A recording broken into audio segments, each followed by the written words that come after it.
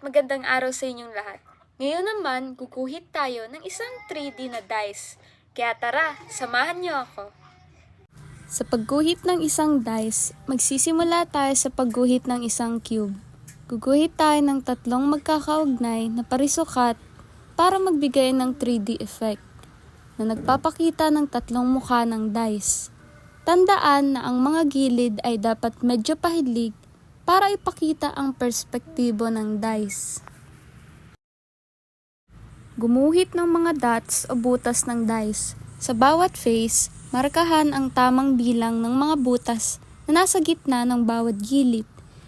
Shade ng mga butas ng mas madilim para mas magmukhang malalim at naka-embed sa dice.